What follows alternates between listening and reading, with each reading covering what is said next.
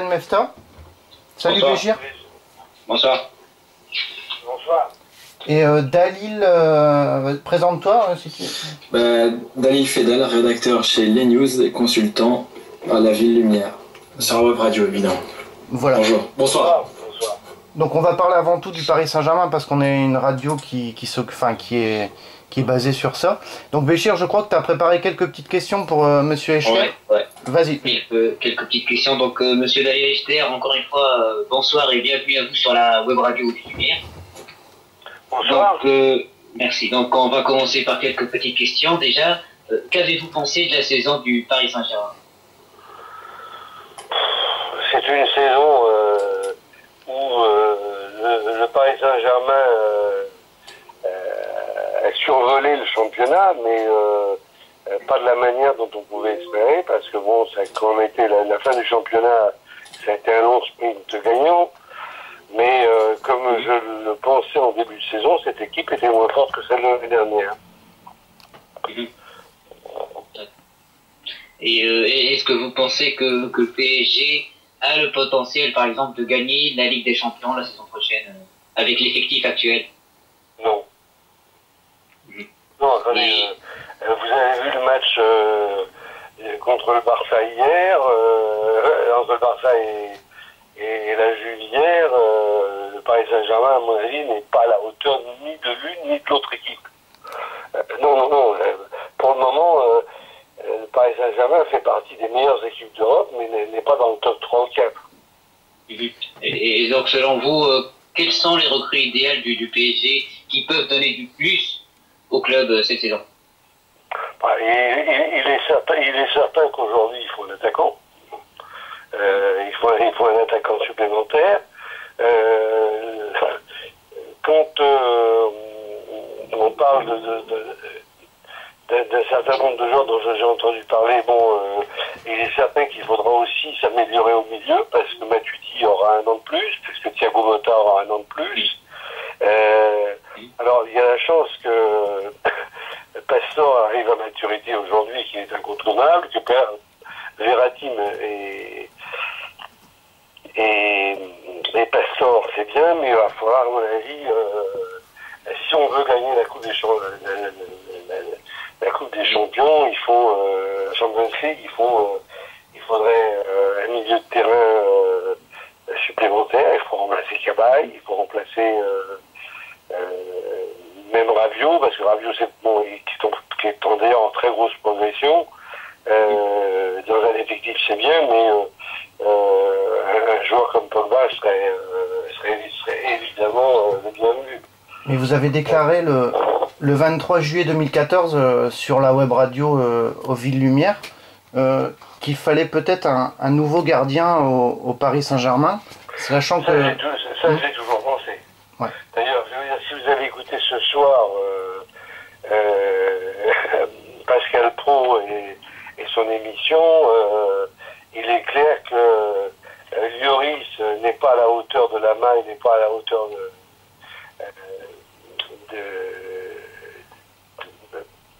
comment il s'appelle Salvatore Sirigu. Non, je parle en équipe de France. Ah ouais. Et à mon avis, il n'y a pas de grandes équipes sans grand gardien. Il faut un gardien de la classe de Buffon, de Courtois ou du gardien de l'équipe de Bayern. C'est certain. Il faut un grand gardien. Or, Paris n'a pas un grand gardien aujourd'hui.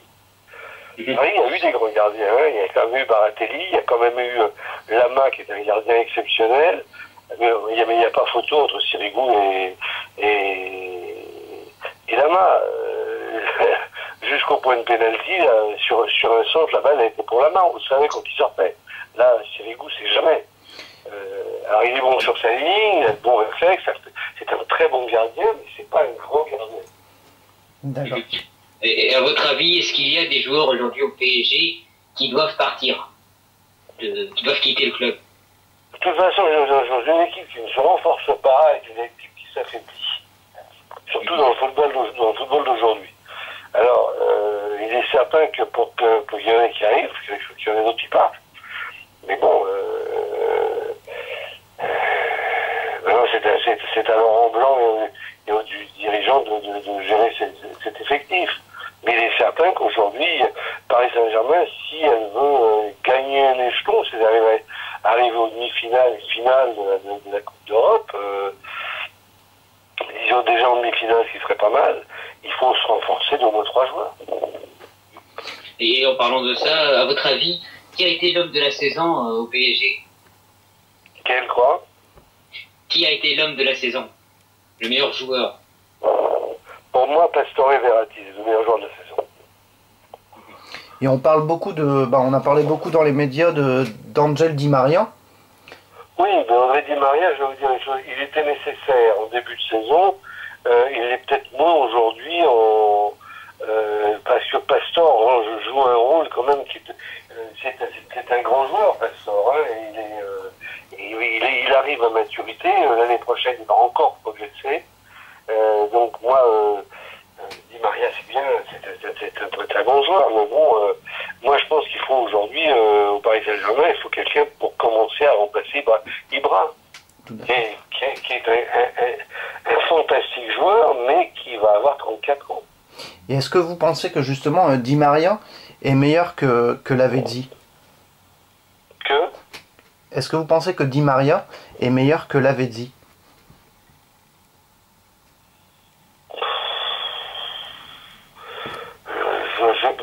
J'ai pas assez vu jouer Di Maria, mais je le pense.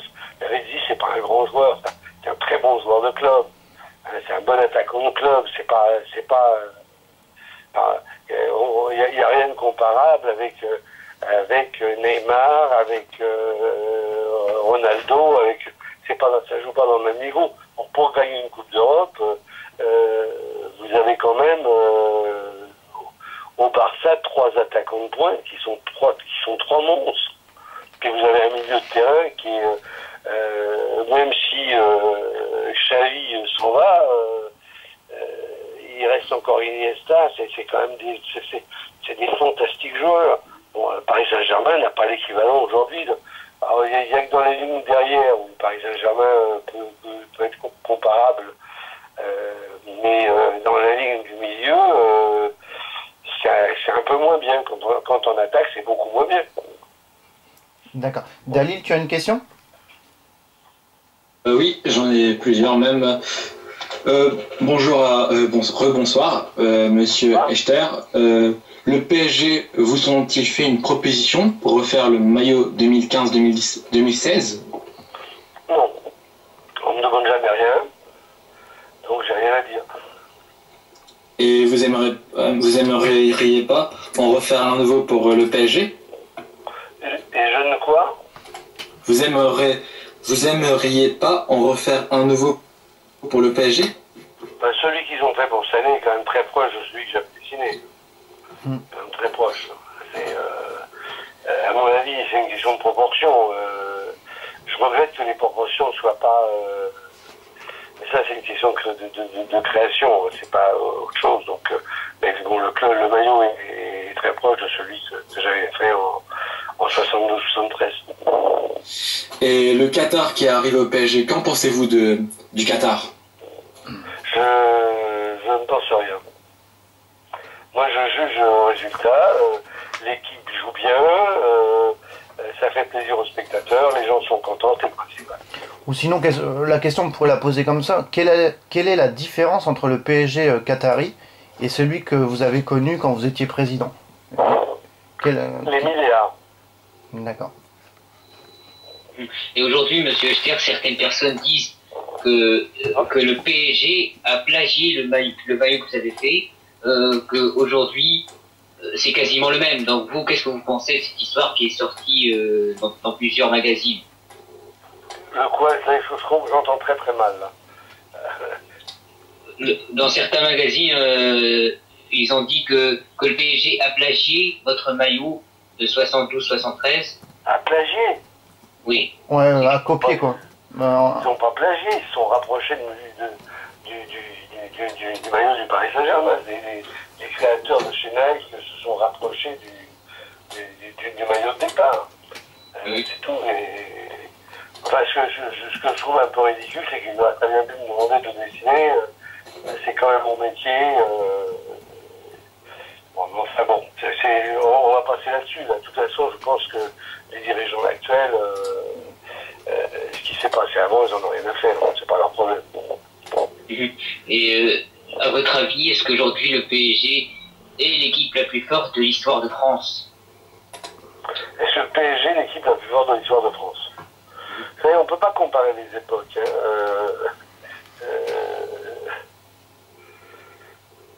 Vous parlez par rapport au PSG ou par rapport aux autres équipes aussi? Par rapport aux autres équipes, après ce quadruplé historique. Non, vous avez eu, je suis désolé, mais vous avez eu une équipe de Reims qui a été exceptionnelle. Vous avez eu une équipe de Saint-Étienne qui a été aussi exceptionnelle. Mais il faut rester, on ne peut pas comparer à des époques différentes. La condition physique a évolué, le système de jeu a évolué, les entraîneurs ont évolué. On ne peut pas comparer. Ça étant, Paris Saint-Germain fait partie des 3-4 grandes périodes du football français. Et en parlant d'entraîneur, qu'avez-vous pensé de Laurent Blanc? Est-ce que vous pensez que c'est vraiment l'entraîneur idéal pour gagner des Ligues des Champions, des gros trophées?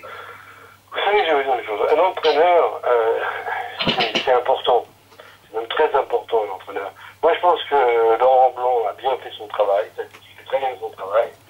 Donnez-lui l'équipe du Barça, il va peut-être faire les mêmes résultats que l'entraîneur, que Luis Enrique. Hein, c'est tout.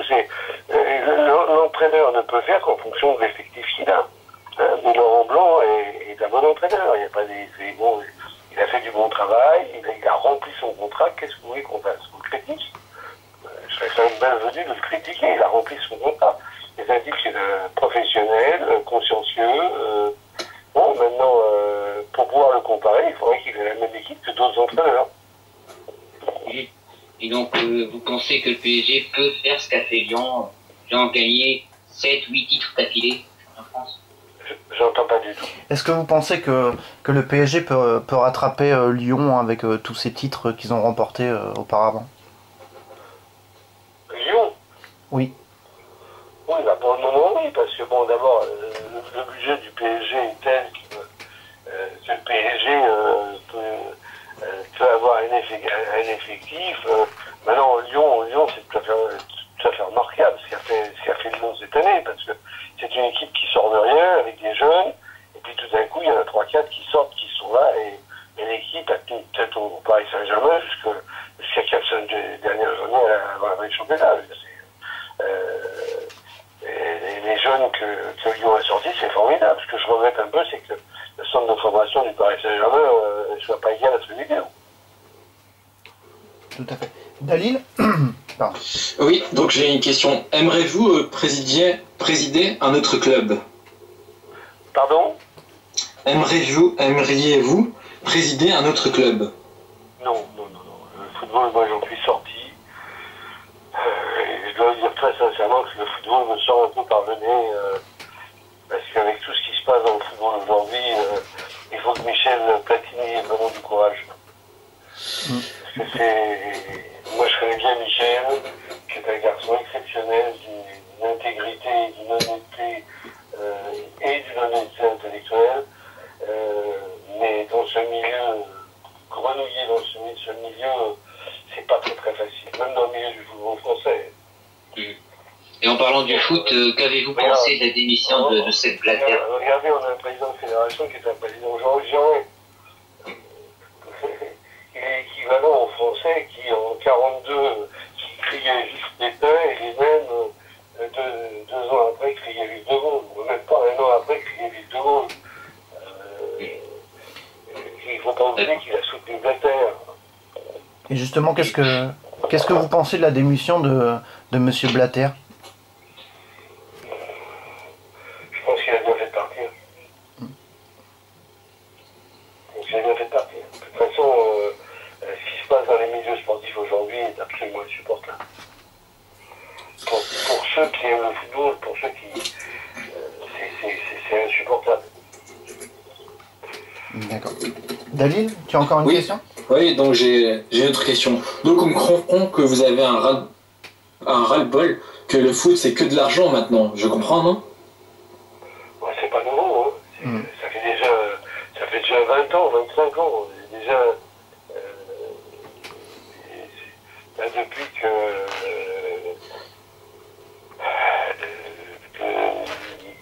les Russes,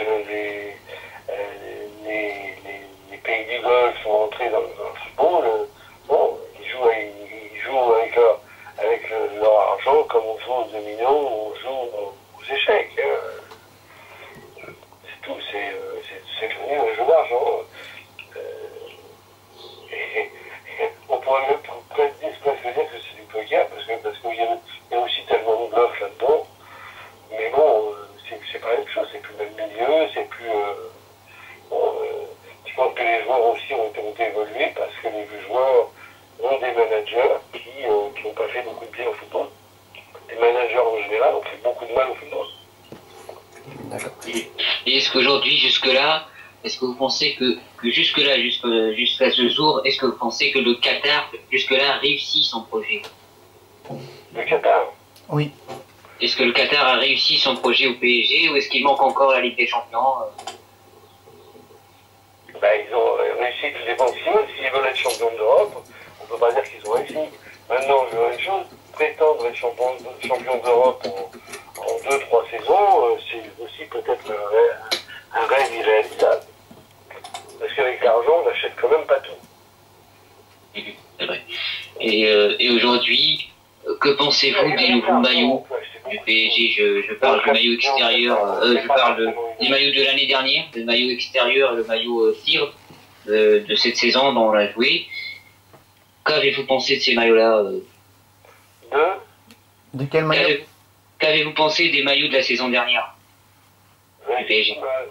C'est pas de mauvais, en tout cas, c'était pas de mauvais goût. Mais vous savez, moi, qu'est-ce que je pense? C'est pas ça. Je comprends qu'un club a besoin de faire du marketing et gagner de l'argent en vendant des maillots, et que si c'est toujours les mêmes, on a des problèmes. Mais le maillot, c'est comme un pays, c'est comme un étendard, c'est comme un drapeau. Est-ce que vous imagineriez que l'équipe de drapeau français change de forme et de volume toutes les saisons en fonction du gouvernement et des droites et des gauches? Alors, il y a un peu plus de rouge, un peu plus de bleu, un peu plus de blanc. Est-ce que vous trouvez ça normal? Est-ce que les grands clubs anglais non plus ne changent pas de maillot. Arsenal n'a pas changé de maillot, Manchester n'a pas changé de maillot, et ça c'est le football. Le Real de Madrid non plus n'a pas changé de maillot. Ils ont toujours leur maillot blanc. Le Barça aussi. Ouais. Alors, on peut avoir des maillots supplémentaires pour jouer à l'extérieur, mais le maillot reste le maillot. Mais justement, j'ai une question d'un auditeur. Il marque: pensez-vous que les Qatariens sacrifient l'histoire du club? Je pense que l'histoire ne donne pas la réponse. Moi, qu'est-ce que je vous dis? Je suis le créateur de ce maillot, je suis le créateur de ce club. C'est comme ça. Moi, j'ai rien à dire. Aujourd'hui, je ne suis pas le président de ce club. Je ne peux que regretter un certain nombre de choses. C'est dans le temps qui sont les maîtres à bord, c'est eux qui... on est dans un système capitaliste, qui paye décide. Et ils payent, donc ils décident. C'est tout. Je pense qu'au niveau de l'esthétique et de l'image, on peut faire un peu mieux, mais bon, c'est bon. Mais il faut surtout pas se plaindre, parce que je pense que le Qatar donne quand même à Paris une équipe dont Paris est fier. Il donne du spectacle, il donne du plaisir aux gens, et en fait c'est ça qu'il faut retenir, il faut rester positif. J'ai une autre question d'un auditeur. Si vous serez de nouveau président, mais c'est vraiment c'est une question un peu originale, si vous serez président de nouveau du club du Paris Saint-Germain, quel joueur recruteriez-vous cette année? Écoutez, c'est difficile d'en parler parce que d'abord j'ai jamais recruté seul, j'ai toujours donné mon accord ou mon désaccord, mais le recrutement ça se fait pas seul. Ça se fait avec un staff. Il faut en discuter posément, il faut voir la complémentarité entre les joueurs, la complémentarité dans le système donc, sans un directeur sportif et un entraîneur, je n'aurai plus de répondre à la question. D'accord. Et aujourd'hui, monsieur Echter, 15% des revenus du club viennent du marketing et de la vente des maillots. Donc aujourd'hui, renouveler les maillots, c'est aussi faire vendre des maillots. Pardon? Renouveler des maillots, c'est c'est une question de Béchir. Répète-la, Béchir. Oui, donc aujourd'hui, 15% des revenus du club viennent du marketing, soit de la vente des maillots. Donc aujourd'hui, la vente des maillots fait rentrer de l'argent et c'est une question de marketing. C'est peut-être pour ça que le club change chaque année de maillot, non? Vous en pensez quoi? Oui, j'ai les choses, oui, d'accord. Donc comment font Manchester, le Barça, Arsenal, et le Bayern il change de maillot. Enfin bon, c'est comment font ces autres clubs? Vous savez, je veux dire, l'image de marque, ça fait partie de l'âme d'un club. Et l'âme, ça ne s'achète pas et ça ne se vend pas à Monoprix. Et juste une dernière question de ma part, qu'avez-vous pensé du changement de logo du Paris Saint-Germain il y a 2 ans? Vous savez, tout nouveau dirigeant arrive et change quelque chose. Moi-même, en reprenant le Paris Saint-Germain, ancienne formule, qui était le club du Saint-Germainois, du Saint-Germainois, et quand j'ai pris ce club, j'ai changé un certain nombre de choses. Maintenant, changer le berceau, parce que ça, dans le logo, c'est le berceau qui a été changé. Bon, le berceau, c'est quand même Saint-Germain. Personnellement, je l'aurais pas fait, mais bon, là aussi, une fois de plus, je vous dis, c'est qui paye décide. D'accord. Dalil, une dernière question pour notre invité. Donc, oui, peut-être 2 dernières si vous voulez bien. Ou peut-être une, ça dépend de votre temps. Allez. Allez, vas-y. Donc, votre passion pour le foot a-t-elle augmenté ou diminué? C'est un peu diminué, je veux dire. C'est un peu diminué. J'étais un passionné, mais c'est un peu normal. Les mentalités ont changé. Je ne me reconnais pas tellement dans le football actuel. Moi, mon football, c'est le football de papa. C'est des figures comme Fontaine, comme Dominique Colonna, comme René Vignal, comme Tadeusz, comme Raymond Kopa. Bon, ça c'est mon époque. Et puis après, il y a eu l'époque que j'ai vécue.